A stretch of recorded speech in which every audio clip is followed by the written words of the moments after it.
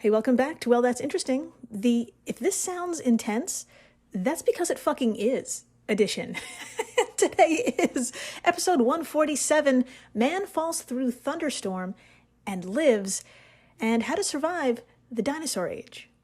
Yeah, my friends, today is so fucking action-packed, I guarantee you'll experience whiplash, a concussion, and you'll find your jaw hitting the floor a few times in the process. In the first half of the show, I have the fucking honor of introducing the only human being who found themselves in not only one, but two nightmare scenarios and lived to tell the tale. One, the engine of the plane he was flying died out and he had to eject. Now that's terrifying in and of itself. But my friends, two, the plane crapped out coincidentally right above a cumulonimbus cloud, aka the only clouds that produce thunder, lightning, and hail, aka a massive fucking thunderstorm.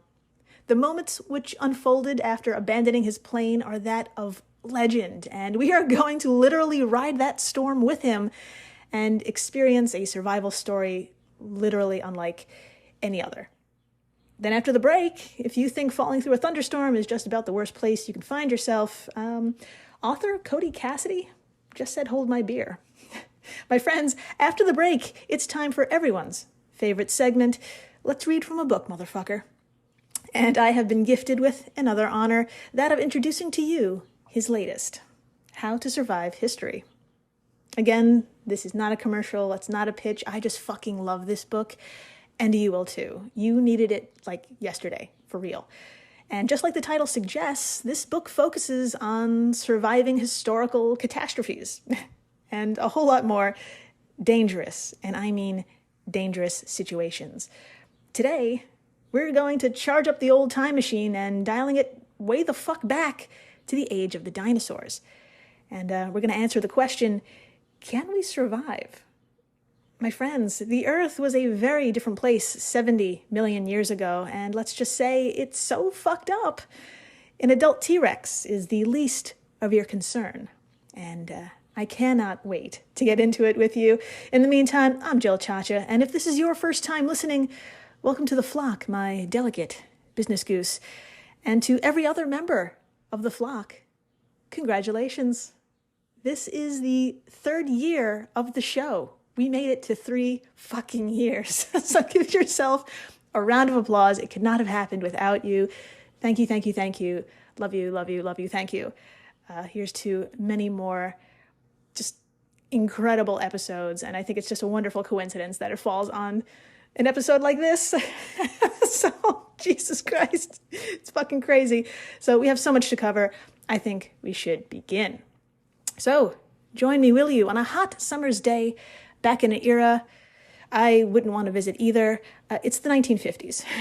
It's July 26th, 1959, to be exact. And Lieutenant Colonel William Rankin just looked at his watch. It was fast approaching 6 p.m. Now, please put a pin in that time. We're going to get back to that. But first, a few fun facts about Rankin. 1, he's a U.S. Marine. 2, he fought in and survived World War II. 3, he then fought in and survived the fucking Korean War. And 4, he's about to make history. My friends, it's imagination time. And I'd like you to picture Rankin and fellow Marine Herbert Nolan, each flying an F-8 Crusader. Now, what the fuck is that? Don't worry, I've got you. Think of a fighter jet. That's it. Just think of a fighter jet, and you pretty much got the idea. I'll also have a photo of it over at our social media stuff, so come on by if you want to take a peek at an F-8. But honestly, it looks like any fighter jet that our American military-industrial complex pumps out. Anyway, Rankin and Herbert were on their way from the Naval Air Station at South Weymouth, Massachusetts, which is a mouthful, to the Marine Corps Air Station in Beaufort, South Carolina. What the fuck is all that? Basically, it's just 800 miles apart by air. It's a short trip. By all accounts, this was supposed to be a routine high-altitude training run. However, the 39-year-old Rankin noticed more than just the time at this point in the flight.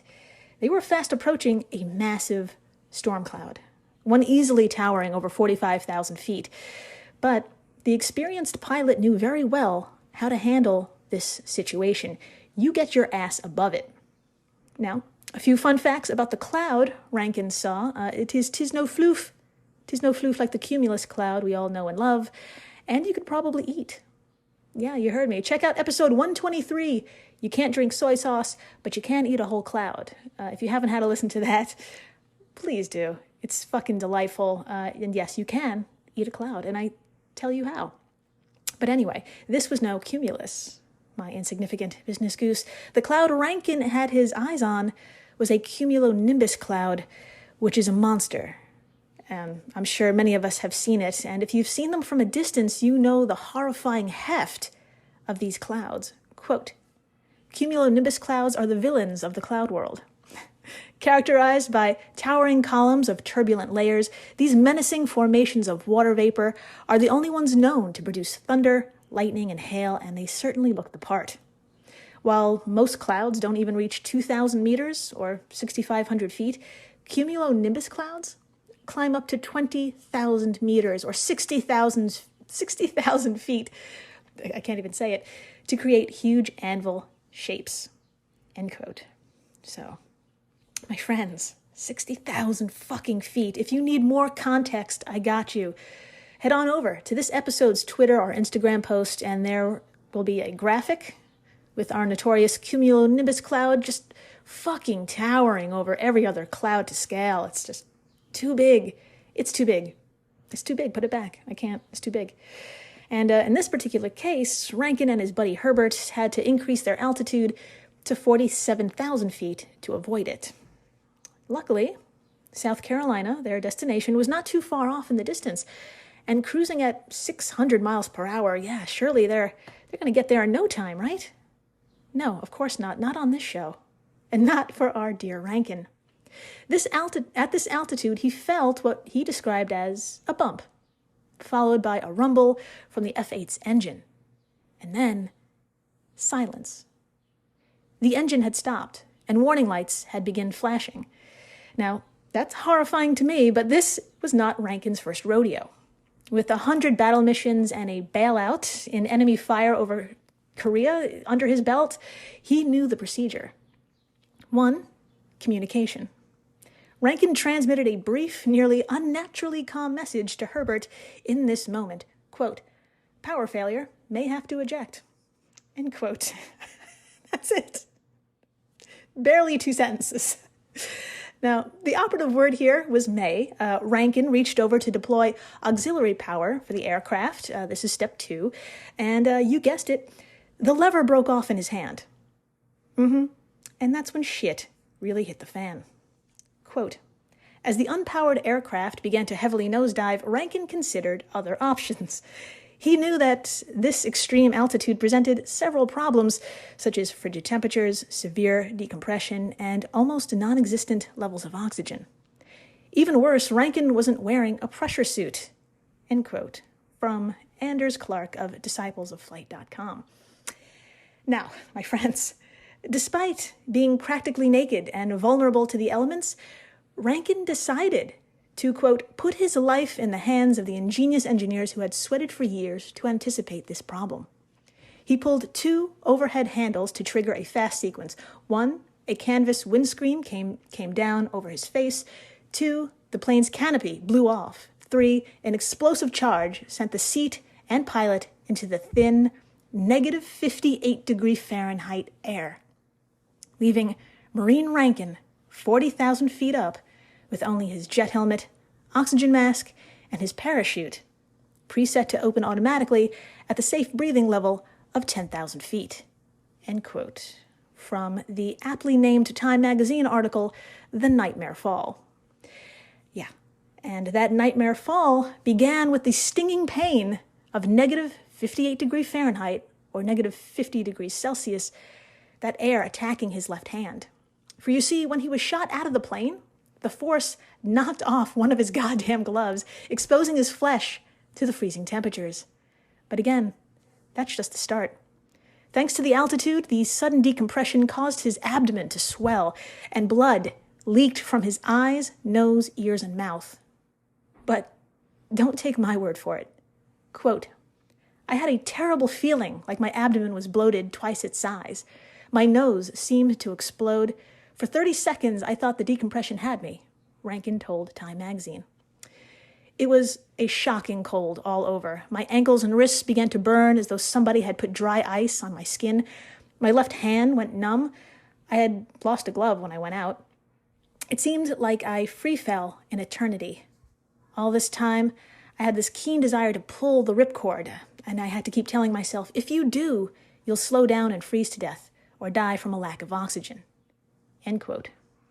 So, my friends, that was 30 seconds in. Okay? And Rankin, fighting like hell against the instinct to pull the chute early, was certainly the right choice.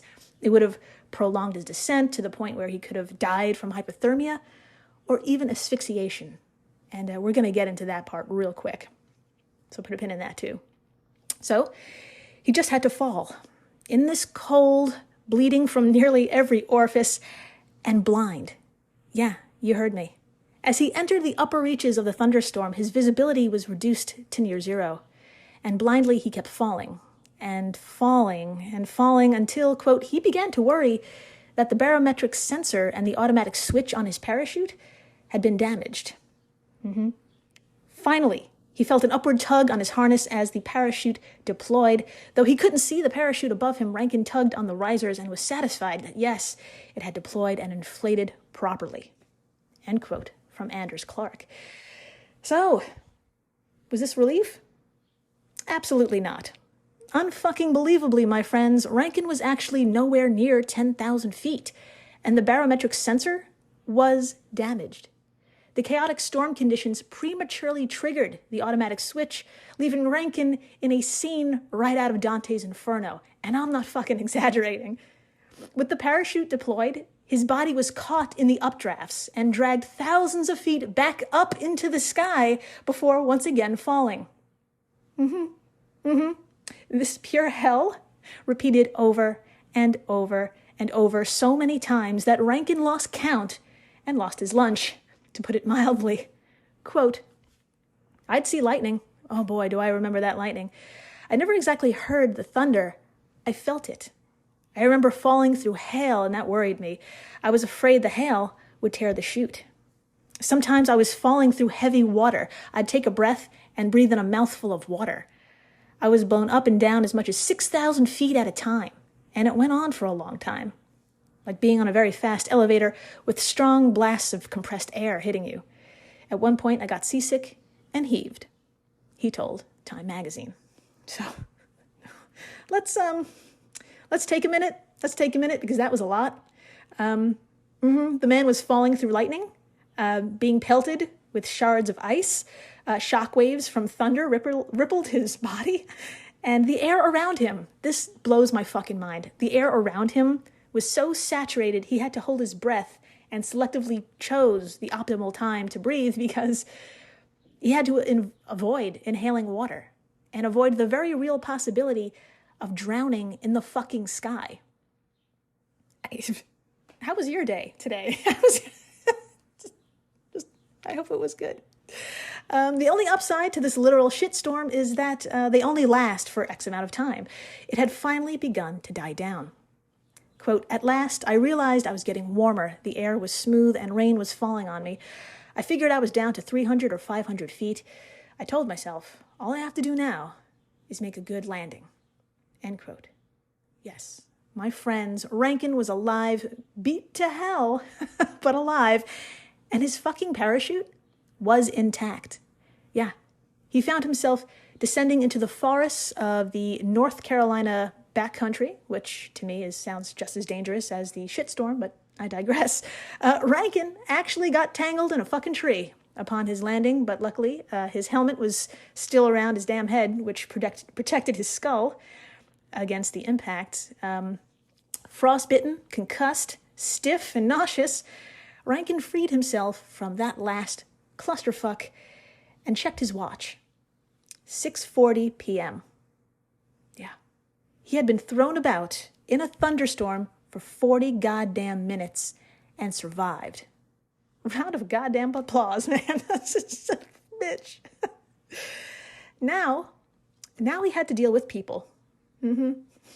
Eventually, Making his way to a country road, quote, a dozen cars passed him as he stood there, wet, bloody, vomit-stained, and haggard, and waving feebly. Finally, a car slowed. Stop, a small boy cried to his father. There's a jet pilot standing in the road. The car took him to a country store where he collapsed on the floor while waiting for an ambulance to carry him to a hospital in Ahoskie, North Carolina. Somewhere in North Carolina, end quote, from Time magazine. Now, Rankin recovered. He fucking recovered over the next few weeks and actually returned to duty. And of course, he wrote a book about this experience. In proper Marvel hero fashion, it's called The Man Who Rode Thunder. Move the fuck over, Chris Hemsworth. I mean, this guy. So my friends, William Rankin, the man who fought in World War II, the Korean War, and is the only person to fall through a thunderstorm and survive, he went on to live a long, happy life, passing at the age of 88 back in 2009. Let that settle in too.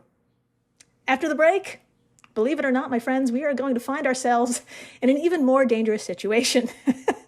The odds are truly not in our favor, but you know what? We're going to try it anyway.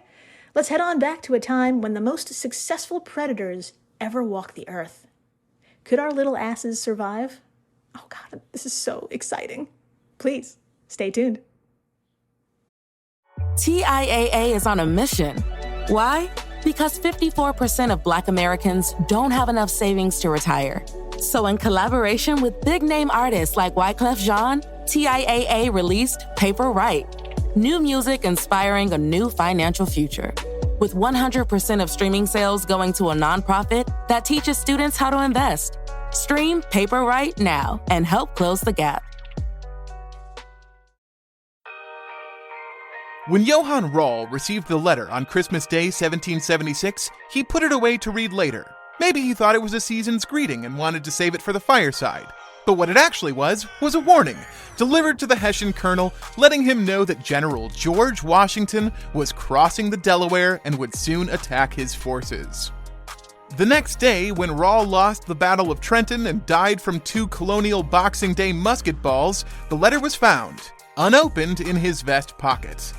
As someone with 15,000 unread emails in his inbox, I feel like there's a lesson there.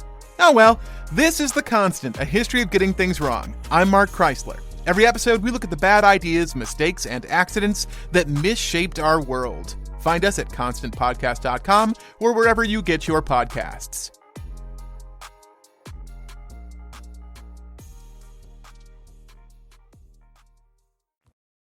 Hey everyone, Jill Chacha here from Well, That's Interesting, and I am absolutely thrilled to tell you about Spotify for podcasters. I use it, I love it, and it all started by downloading the free Spotify for Podcasters app, which has all the tools you need in one place to record and edit your masterpiece of a podcast. Spotify for Podcasters also distributes your show to all major platforms.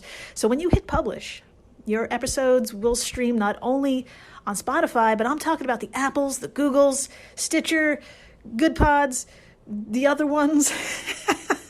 You get the idea. And you can monetize your podcast with no minimum listenership required. You could also set up monthly subscriptions and record ads just like this one. So what are you waiting for?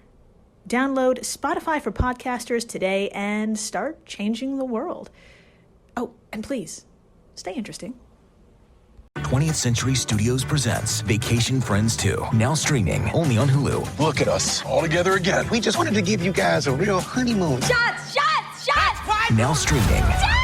He was just released from jail. Where can I get a drink around here? Back on vacation. This place is nice. It's drug lord nice. I'm sorry, drug lord nice? With more baggage. Ever since he showed up, he turned this relaxing vacation into total chaos. Who does that? Vacation Friends 2, rated R, now streaming only on Hulu. And we're back. We are so back. And my friends, if you thought falling through a thunderstorm for 40 minutes was a doozy of a pickle, just wait for this nightmare. I am so excited about this. We're dusting off everyone's favorite segment. Let's read from a book, motherfucker. And the hypothetical situation we'll find ourselves in today comes to us from none other than the great author, Cody Cassidy. My friends, he's got a superb new book out called How to Survive History. And again, this is not a commercial. This is not sponsored. I just fucking love this book, and you should get yourselves a copy. I'm fucking serious. So today, we're going to thrust ourselves into a dire situation, and the first how-to of How to Survive History, quote, let's say you want to visit the era when the most powerful predators in history attacked the largest land animals the planet has ever seen. You want to see 80-ton reptiles, carnivores with jaws comparable to a car shredder, and an animal the size of a giraffe take flight. End quote. Yes, my friends, if for some godforsaken reason we wanted this would mean we need to charge up the old time machine and dial it way the fuck back 70 million years to the Mesozoic era. And the Earth, well, she looks way different from her profile photo. According to Cassidy, if we landed in North America, we'd, quote, feel the sticky heat of the Louisiana bayous as far north as Montana, end quote. Not only would we experience that shocker, but the Rocky Mountains haven't formed yet, nor has the Sierra Nevada. And there's a fucking sea over all of what's now the Midwestern United States. Oh, and across the world, what's now India is just an island, not yet having crashed into what's now Asia. Heads up, grass is a new species. Quote, you'll see a few blades, but no grasslands. Only ferns, ficus, cycads, and ginkgos, along with large trees and dense forests. You'll also see the famous Tyrannosaurus rex. End quote. Well, after shitting your pants, rightfully so, your brain will probably fart out a bunch of instant survival plans. Like, hey, maybe you should just hide, stand still, climb one of those big trees, or maybe just pass out. Just pass out and play dead. Well, get this, my horrified business goose. According to Cassidy's research, you might just have a shot at living by doing something completely insane, if you will. Quote, surprisingly, shockingly, recent evidence suggests that you might be able to run from the most powerful predator to ever walk this planet. At least if you know how to use your biggest advantage, your size. End quote. Yeah, I know. Can you fucking believe it? Your two little scrawny-ass legs may be enough to outrun a grown T-Rex. And I know exactly what you're picturing right now, that scene from Jurassic Park, the whole car chase. Well, we're about to get into why that could never happen. And it's not for the reason you think. And coincidentally, it's also the reason why we might survive. So let's get into it. Quote, a full-grown T-Rex was absurdly large and absurdly powerful. It had rows of teeth. It could push through Triceratops bone. It could toss human-sized chunks of meat 16 feet into the air with its jaws. It was as tall as a giraffe, and at 9 tons, heavy as an elephant. End quote. Okay, y'all, I know.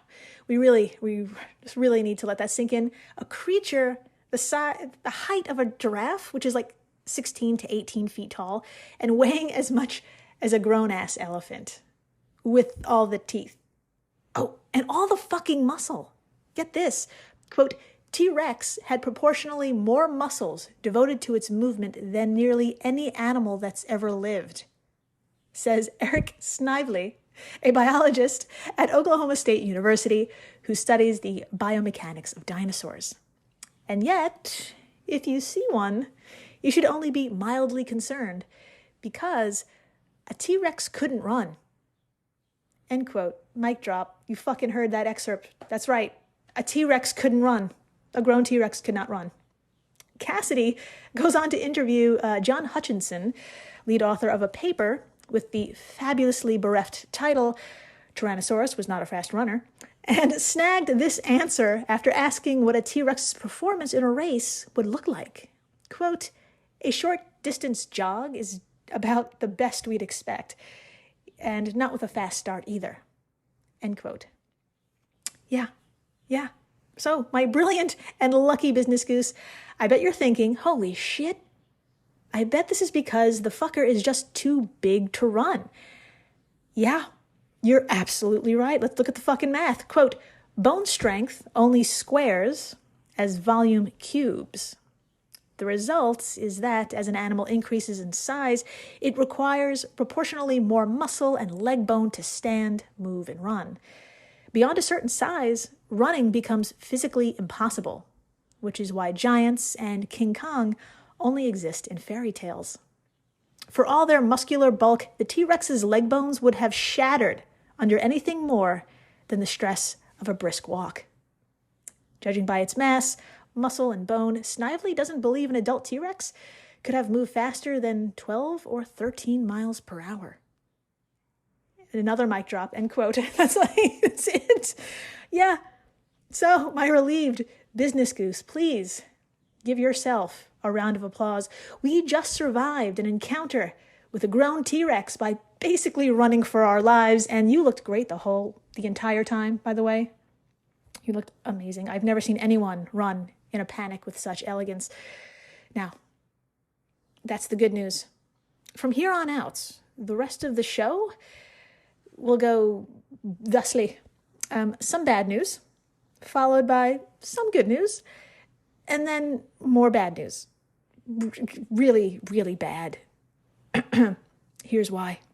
Quote, of course, the T-Rex would hardly be your only concern in the Mesozoic era.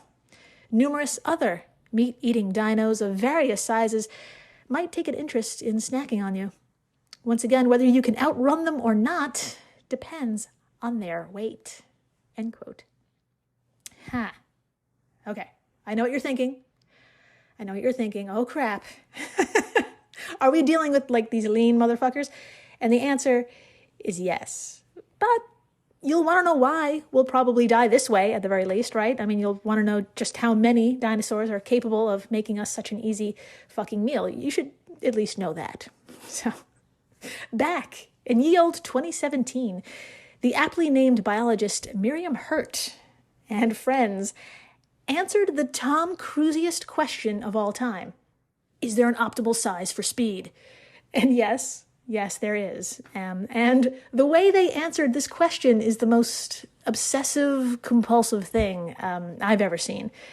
Quote, when Hurt plotted the weight and speed of every running, swimming, and flying animal on Earth, she found that, regardless of the mode of movement, size and speed follow a parabolic curve.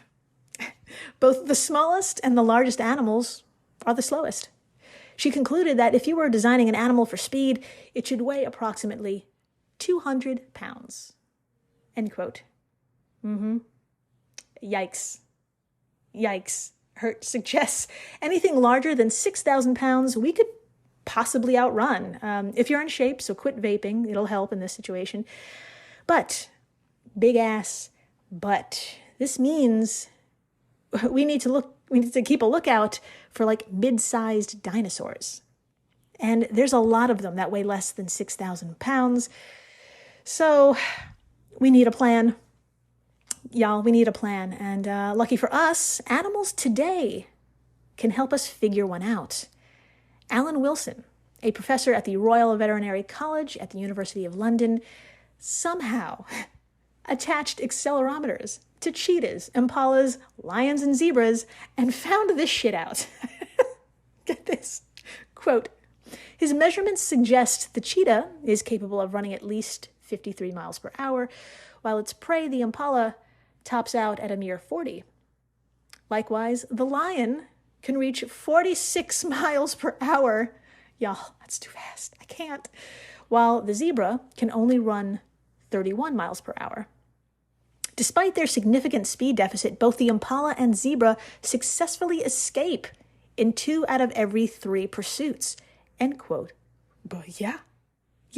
And my friends, that's because them animals, they know how to run.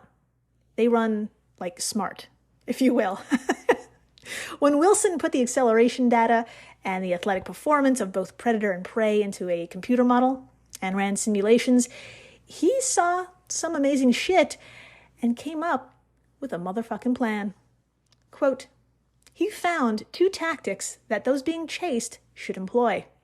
First, When the dino begins chasing you but is still far away, change course frequently but do not decelerate. Second, when the predator draws within 2 or 3 strides, rapidly decelerate, turn sharply, and then accelerate. Your goal is to buy time. And you have an endurance advantage. Ooh, that's hard to say.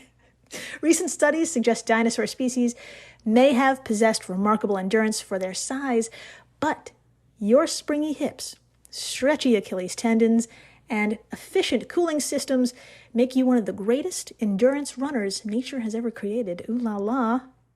The longer you race, the longer your race, the greater your chances. End quote. So give yourself another round of applause, my sexy business goose. What a description. And what great advice. Except I said this episode will end with some very bad, not good news. Despite that advice, there's probably very little chance in hell we'd survive an encounter with possibly the greatest land predator of all time, the T-Rex. I can hear you from here. I can hear you. I can hear you saying, didn't you just say their legs would shatter? What the fuck? What the fuck are you talking about? I thought we got away. Well, my friends, the T-Rex existed as a species for 1.2 to 3.6 million years, which could mean they went on for 66,000 to 188,000 generations. It's a lot. And the way they did this, how they became so successful, roving packs of teenagers. Yes, you heard me. That's right. A 14-year-old T-Rex was the most dangerous thing in the world at the time. Quote, unlike most animals, a T-Rex is not the fastest as an adult. Instead, it reaches its peak speed in its youth before it's slowed by its immense bulk. A teenage T-Rex runs an estimated 33 miles per hour because it weighs a relatively slim 2,000 pounds and yet possesses jaws strong enough to tear through your bones. A young T-Rex is more likely to do this as well because, unlike an adult, which hunts 7,000-pound duck-billed dinosaurs and 5-ton triceratops, a teenage T-Rex probably eats animals of your size. End quote. So, my friends, Cassidy's only advice here is to hide. And it better be a really great place too, because these fuckers were probably smart. According to science.org, a T-Rex may have had an EQ of about 2.4, compared with 3.1 for a German Shepherd. That's pretty good. That's pretty good and bad for us. And, you know what else? Honestly, I can't think of a more relatable dinosaur than the Tyrannosaurus Rex. I mean, as a teen, it's a dangerous creature that puts the fear of God into everything, only to grow into a chonky adult that has basically given up on life. Oh man, I feel you, T-Rex. And I feel the dog barking behind me. That's my neighbor's dog. Well, thank you for listening, rating, subscribing, telling your friends about the man who fell through a thunderstorm and survived.